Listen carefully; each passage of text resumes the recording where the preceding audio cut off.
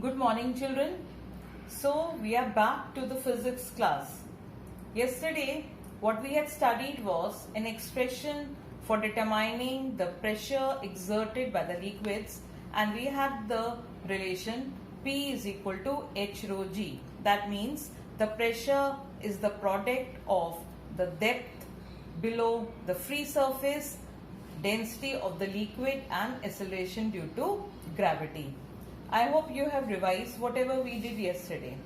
Today we will focus on first the daily life consequences of the liquid pressure.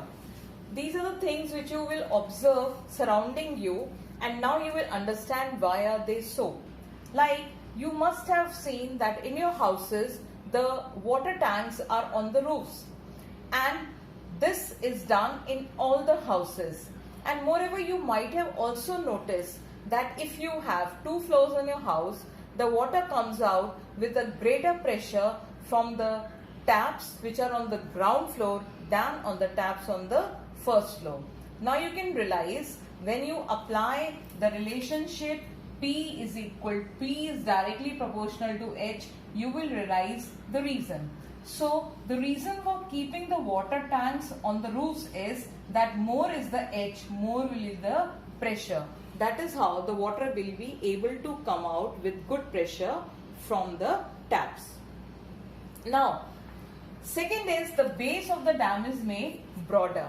Now see, we make dams on the rivers. The purpose of the dams is to store water, which afterwards is used for other purposes. Now see, dams are huge, massive buildings which are on the rivers. Now, when they are stored with water, suppose if I have a dam, right, very high one, so at the bottom, what do you think will happen? At the bottom there will be maximum pressure because H is more. You remember P is directly proportional to H, so there will be maximum pressure. Now when the pressure is more, there will be pressure on the sides also, which I hope you know is known as lateral pressure. Pressure exerted on the sides is known as lateral pressure. So there will be too much of lateral pressure, and in that case it is going to damage the dam. So the walls of the dam are made in this manner. That means the walls are broader over here on the sides. The wall should be broader on the sides so that it can withstand excessive lateral pressure. And why is there the pressure is excessive? Because it is at a very great, because H is very large. So pressure exerted is also large. Now you have heard of deep sea divers. Just look at this picture. This picture is showing a picture of a diver. Can you see this water? And he is to go inside. Now just observe carefully what kind of suit he is wearing. It is very heavy. Don't you feel so? It seems to be very heavy. And with this kind of a suit, the diver has to go down. Now why is it so? Because when he starts going down, then the pressure on him keeps on increasing. And when he finally reaches down, there will be too much of pressure which will be acting on him. So his body will get crushed due to that excessive pressure. So this kind of a special suit is made for the diver so that it can withstand the excessive pressure exerted by the seawater when he goes down. Now you have even heard of submarines. What are submarines? Submarines are special ships which can go inside the water as well as they can come out of the water. Now when they go inside the water, obviously they will be subjected to higher pressure as pressure is increasing with them. So when a submarine is built, it is built up of hard, thick sheets of special strength steel alloys. This special strength enables it to withstand the excessive pressure exerted by the seawater as the submarines keep on moving down. Now, you know, in the sea, there are fishes which stay quite deep inside only.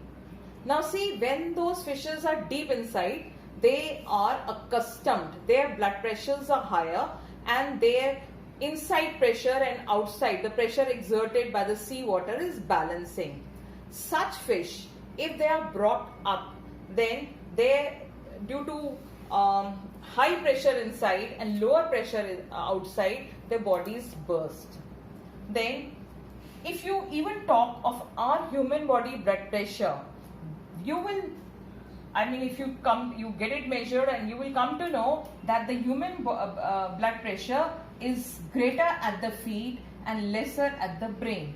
Now you can understand why. When you talk of the feet, again the height is more. When you talk of the head, the lesser. So it is this way.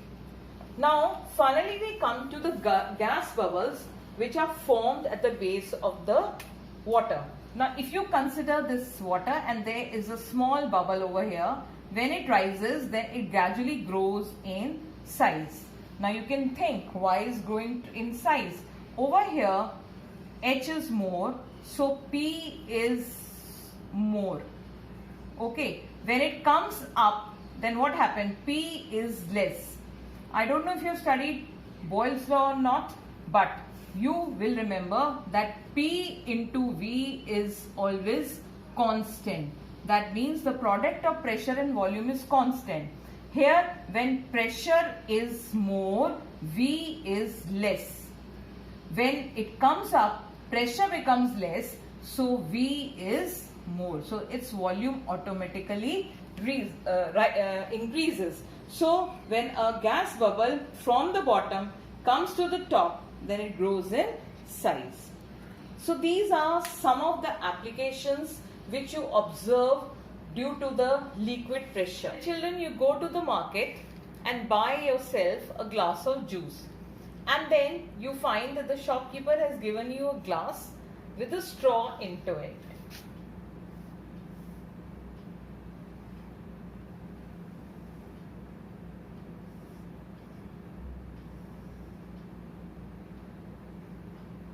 Now you tell me, will this juice rise up in the straw? Obviously not on its own. Then what do? You put your mouth over here and you suck the air in, and the juice comes up, right? And it enters your mouth. And you have to repeat the process, and gradually the juice keeps coming inside your mouth. Now why is it happening so? To get the answer for this, we will now be studying about atmospheric pressure.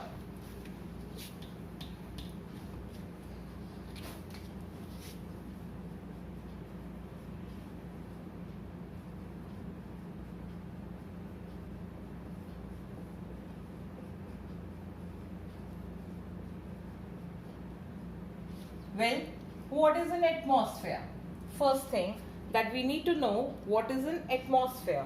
You all have studied atmosphere is envelope of air surrounding the earth. Isn't it? You all have studied this in geography. So atmosphere is the envelope of air surrounding the earth. Now let's say this is the earth. Then you know there is air up to certain kilometers around the earth, right? Now all these air particles which are there, they all have what? Air particles will have weight, and that weight always acts towards the center of the earth. So the weight of the particles is acting towards the earth. Now this weight is the force, and this force, when it is acting normally, becomes thrust.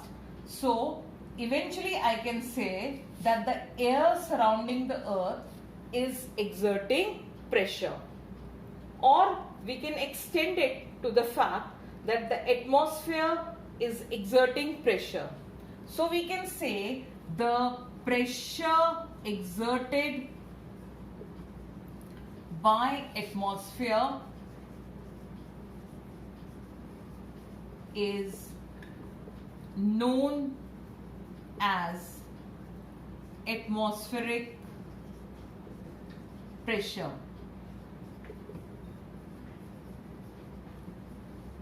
Okay, so the envelope of air which surrounds the earth exerts force, and that force we study as atmospheric pressure. Now we come back to that glass which was there. Now see what happens is that when you see this over here, what is there? There is atmospheric pressure acting on the surface. Now when you suck the air, you create a partial vacuum inside, and due to that there is less pressure inside and there is higher pressure outside. So the movement always takes place from higher to lower. Like heat flows from a body at higher temperature to lower temperature, water flows from higher pressure to lower pressure. Same way, this drink will start moving from higher pressure to lower pressure. That is the reason which enables you to drink the drink with the help of a straw. Now what are the units for measuring atmospheric pressure? The SI unit for measuring pressure, any kind of pressure, is going to be Pascal. So even for atmospheric pressure, the SI unit is Pascal. But there are other units also which are used for measuring atmospheric pressure. We have another unit, commonly used units.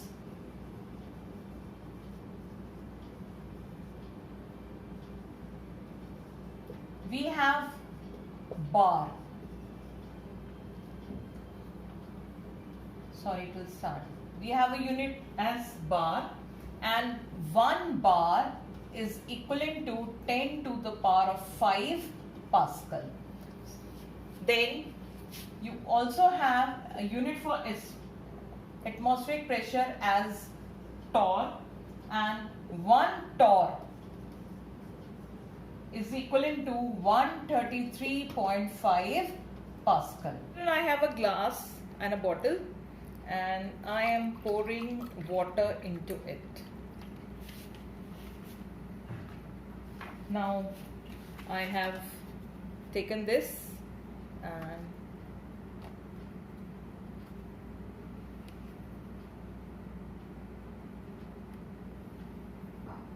see. Now this shows that effect of atmospheric pressure. The atmospheric pressure from below, air is exerting pressure and it is not allowing the water to come out. Now what did you observe? We had taken a tumbler, I had taken a tumbler, filled it with water and covered it with the paper, and then keeping my hand, I had inverted it upside down. And you observe that the water did not fall out of the glass, although the whole weight of the water was contained in the glass. There was water inside which was exerting weight, and still the paper did not fall down. This is because the atmospheric pressure due to air beneath is balancing the pressure exerted by the water. So the atmospheric pressure from down and the weight of the water in the glass balance each other, due to which it did not fall down. Now this experiment helps us to know the extent of atmospheric pressure. Now see, the average human body has a surface area 1.73 meter square, and standard atmospheric pressure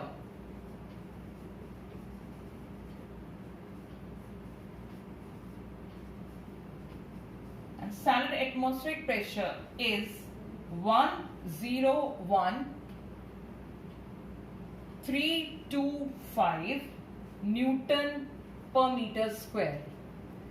We say roughly equivalent to 10 to the power of 5 Pascal. Now this means that the total atmospheric force exerted on the human body will be 1.73 into 101,325. This will give me 175,300 Newton. This is the amount of force that is acting on us. Now imagine there is so much of pressure acting on us. The value of atmospheric pressure is this much, which is implying so much of force acting on it. But are we able to feel so much of pressure? Obviously not. Why? Because we have blood flowing and the blood is exerting pressure. So the blood pressure of our body is balancing the atmospheric pressure.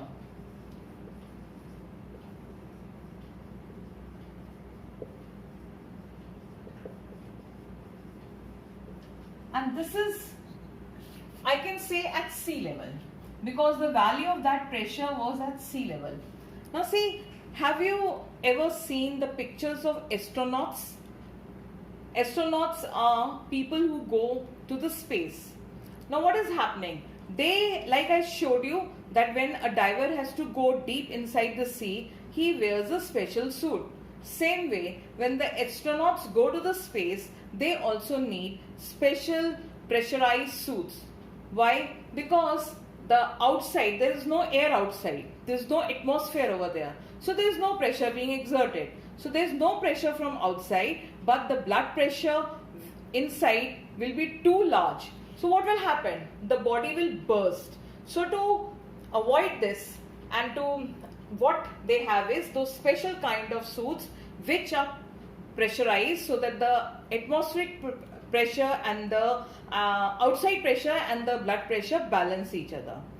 Have you ever gone to the hills and felt uncomfortable? Some of you must have done. Now see, when you keep on moving up, what is the difference below and on the top? Now if you are talking at this level, at sea level, then the particles of air over here are more. And as you keep on moving up, the extent of particles become air less. That means I can say the density of air is less, right? And even the amount of molecules above it is also less. So pressure is less, atmospheric pressure is less, and at this level atmospheric pressure is more. So when you go up on a mountain, then what happens is that the blood pressure is more, atmospheric pressure outside is less, so you feel uncomfortable. And some people also find that their nose starts bleeding. The blood starts coming out from their nose because of the higher blood pressure inside. Apart from this, you will find lots of applications in our daily life. Has anyone got himself or herself injected sometime? Now see, you will find that there is a syringe taken. That syringe has got a piston. I hope you know what is a piston. Well, can you see this, all of you? This is a syringe. Now, this thing over here is a piston. You all know that when you want to be injected with the medicine, this is pushed inside the medicine bottle, and then when the piston is moved out, then the medicine comes over here and then it is injected in your body again by pushing it. Now see, like if I take this piston and I put it in the it's not a medicine though, but like if I put it over here, will the medicine rise inside? No, not at all. See, there's no effect. Now what I'll have to do is I will have to push the piston down. Now children, can you tell me, when I'm pushing the piston down, what actually has happened? When I push the piston down, all the air has been removed from it. There's no air inside. Now when I put it inside, now inside there is no air, so no pressure. But over here, what is there? Atmospheric pressure. And now when I pull this out, so the movement is going to take place from higher pressure to lower pressure, and see, this has got filled up. And now see, this is not coming out, isn't it? It's not coming out. Why? Because the inside pressure and the outside pressure is balancing. But now if you want to take it out, then we will have to apply an external force which will force this to come out. Same way you must have seen your fountain pens. I know you people hardly use the fountain pens, right? But if you have a fountain pen, then I don't have it just now. Like we have something like this in something like this in a fountain pen. Now what do you do when you want to fill? When you put this fountain pen, suppose this is a fountain pen, when you put it inside, does the ink enter into it? Obviously not. So what do? You have to first squeeze, right? See, when I squeeze like this, see, can you see the bubbles? This is showing that the air is coming out, right? So first I squeeze. When I squeeze, the air has been removed. Now I insert it, and when I release, now see, it has entered. Now again see, nothing is coming out, right? It is not coming out. Why? Inside pressure and outside pressure is the same. But if I want this water to come out, then see, I have to exert. Are you observing? See, when I press it, see, you will find bubbles. This is showing that the air is coming out, right? And now when so see, atmospheric presence is so important in our daily life. We are able to fill water into the pitchkaris. Don't talk of those all latest, the old pitchkaris which we used to have with the pistons. There we used to push the piston inside, then put the pitchkari into the bucket, and then we used to pull out the piston. So the water used to get filled up in the pitchkari, and then when you had to throw water on someone, you pushed it inside. Same way, when you want to fill your water, ink or the medicine, then atmospheric pressure is playing a very important role. To measure the value of atmospheric pressure at a place, we use a device called a barometer. Like you have various instruments for measuring, like if you want to measure temperature, you use a thermometer. Same way, when we want to measure atmospheric pressure, then we use a barometer. Now, this barometer was designed by the scientist whose name was Torricelli. And this was a simple barometer in which a tube which was 1 meter long was taken. 1 meter, or you can say 100 centimeter long tube was taken, and this was completely filled with pure mercury. Then a thumb was kept on this, that means it was closed, and after closing it, it was inverted upside down into a trough containing mercury. So this is a trough containing mercury. This is a trough, and the mercury went down, and this was the height of mercury, the height attained by mercury, which I am writing it as H. Now over here there is a space in the tube which is above the mercury column, and this is completely empty. That means there is a vacuum over here. This was given the name as Torricellian vacuum in the honor of the scientist who made it.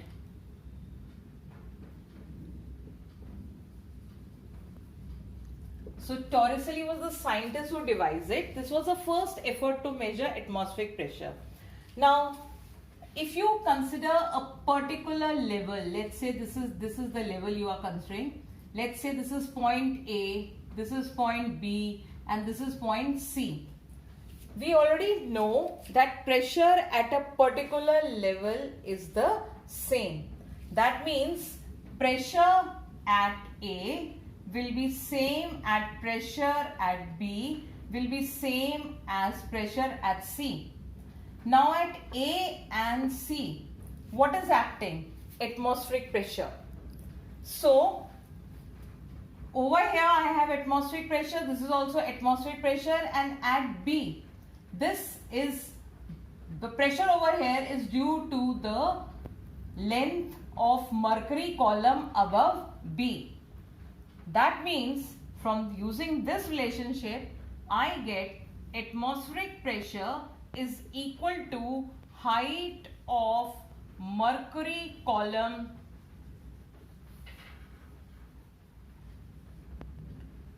in the tube.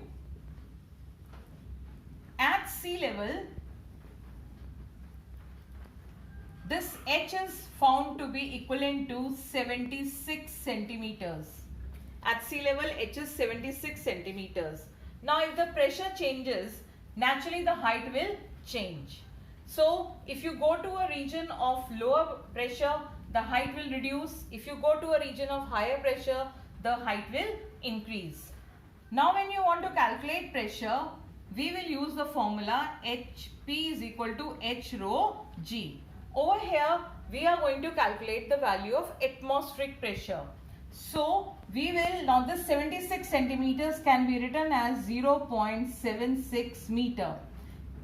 Rho is the density, mercury is being used, so the value will become 13.6 into 10 to the power of 3, and the value of G is taken to be 9.8 meter per second square. Children, when you multiply all these, then you will get this to be 101,292.8 Pascal. If you remember, when we were talking of atmospheric pressure in the beginning, I had told you that the value of atmospheric pressure is this. This can be written as 1.012928 into 10 to the power of 5 Pascal. That's why we say that atmospheric pressure is approximately equivalent to 10 raised to the power of 5 Pascal. So this is the value of atmospheric pressure. This also implies that we can say that height of atmospheric pressure is equivalent to height of the mercury column in the tube. Now see, there will always be a variation. I have already told you in this height when we go up or we go down. Another interesting thing is that there won't be any change in the height even when the size of the tube changes or when the area of the cross section changes or whether the tube is tilted or not. What I mean to say is that the barometer that we had taken was, I had roughly drawn such thin tube. Now even if the tube is broader,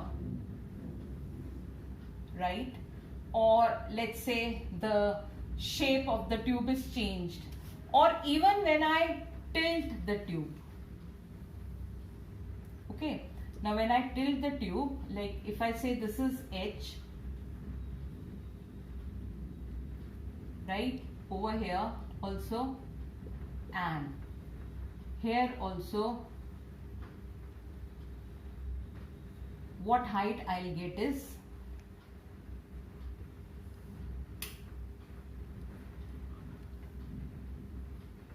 H. So what I mean to say is that when you tilt the tube, the length of the mercury column, see this is the length of the mercury column. The length of the mercury column changes, but the height of the mercury column always remains the same. Right? So remember that barometric height h remains unchanged even when the tube is tilted, and it does not depend on the shape and size of the tube. So we can write over here barometric height does not depend on the shape and diameter of the tube or the length of the tube immersed in the trough.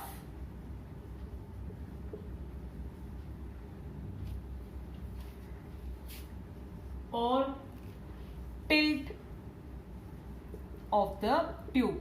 By the tilt of the tube, I mean that the value of h remains the same even if the tube is tilted. Now in this barometer, we specifically use the word that we are using mercury, and we said that mercury is to be pure. See, if the mercury is not pure, then the density will change. So we will not be able to use 13.6 over there. So that is why we use pure mercury. Now there are certain reasons for specifically using only and only mercury in the barometer. First reason is that mercury can easily be obtained in pure state. Then you already know this, it does not stick to the glass. Why does it not stick to the glass? Does anyone remember the reason for mercury not sticking to the glass? Well, if you remember that the force of cohesion in mercury is greater than the force of adhesion between mercury and glass. So mercury does not stick to the glass. Thirdly, it is a opaque, shining liquid. So readings can be taken easily. Moreover, children, mercury has a very low vapor pressure when compared to that of water. We compare it to water, most easily available liquid. So it is more sensitive. When we use mercury, it becomes more sensitive than water to the changes in the atmospheric pressure and rises more quickly to record the changes in the atmospheric pressure. So you will remember that another advantage of using mercury is that it has very low vapor pressure. Mercury does not evaporate easily.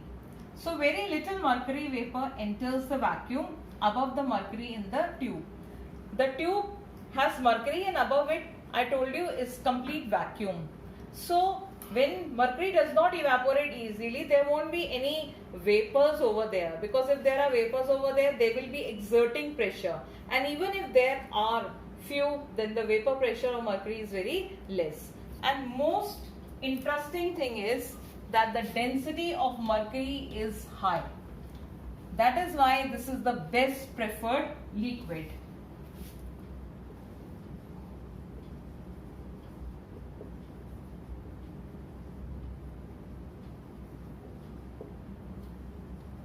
Now, how is it so important the density of mercury is high? Suppose mercury is very expensive, still we use mercury only. Suppose we don't use mercury, instead we use water. Now see, whether I use water or I use mercury, the value of atmospheric pressure will not change. That means, let's say if I have a tube which is having water, right, and another tube which is having mercury, right. So when they are in a trough, then the atmospheric pressure will be the same. That means atmospheric pressure is equal to height of water column equal to height of mercury column. Okay, so if I take water, then the atmospheric pressure will be equal to height of water column. If I take mercury, then atmospheric pressure will be equal to height of mercury column. That means I can say height of pressure due to height of mercury column is equal to pressure due to height of water column. And when I write pressure over here, obviously I mean atmospheric pressure. So that means this will be the length of the mercury column, isn't it? Density of the mercury, I am writing M to indicate mercury, and G. This is the value when you write P is equal to H rho G. So I have taken the atmospheric pressure due to the height of mercury column. So this will be the height of mercury, density of mercury into G. Here I will have height of water into density of water into G. Okay. Now this G and G will cancel. At sea level, I already know that height of mercury column is 0.76 meter. Density of mercury we know is 13.6 into 10 to the power of 3. This is equivalent to height of water column I don't know. Okay, so basically here when I am using all these values, I'll come to know what will be the height of water column that will balance the mercury column into 10 to the power of 3. So this and this will cancel on both sides. So height of water column will be 0.76 into 13.6. This is going to give me 10.336 meter, or I can say approximately 10.34 meter. So this is the height of water column which will balance the atmospheric pressure. So imagine if I use water, then I will need a tube, a glass tube which is approximately higher than 10 meters. That means round about 11 meter. So imagine how high 11 meter will be. Will it be feasible? Obviously not. So that is why we use mercury, because it will occupy lesser space. So we can only use 1 meter tube of glass and then make a barometer out of it. But if we start using water, then I'll need a glass tube which is going to be 11 meters high. Now you must have understood that the reason for using mercury as a barometric liquid, why are we using mercury only? So in nutshell, mercury is used because its density is very high. It does not stick to the walls of the tube. It is a shiny opaque liquid. So the reading can be taken easily. Moreover, it has very low vapor pressure, and finally mercury does not evaporate easily. So with this we'll end up today's class, and we will have another class next week.